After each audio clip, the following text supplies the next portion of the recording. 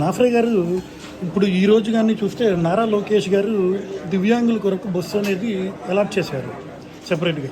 కానీ junior advocates కోసం హైకోర్టులో రిట్ పిటిషన్ అనేది వేశారు మీరు. దాని మీద హైకోర్టు వారు ఏమైనా స్పందించారు ఏంటి?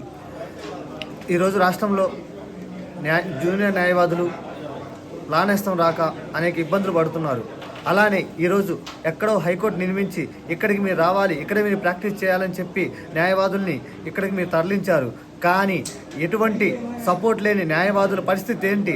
ఈరోజు మేము మా యొక్క ఫస్ట్ అడ్వకేట్గా మేము ఇక్కడికి వచ్చాము.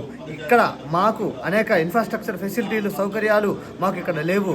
ఈరోజు మీకు మహిళలకు దివ్యాంగులకు మీరు ఫ్రీ బస్సులు కల్పించడానికి మీ దగ్గర బడ్జెట్ ఉంది. కానీ న్యాయవాదుల సంక్షేమం కోసం మీరు మాత్రం ఏం చేశారని మేము ఈరోజు డిమాండ్ చేస్తున్నాం.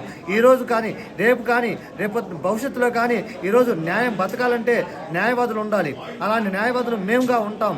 ఎందుకంటే ఈరోజు జూనియర్ రేపొద్దున సీనియర్ అవుతారు. ఈరోజు జూనియర్ రేపొద్దున న్యాయాన్ని గెలిపిస్తాడు.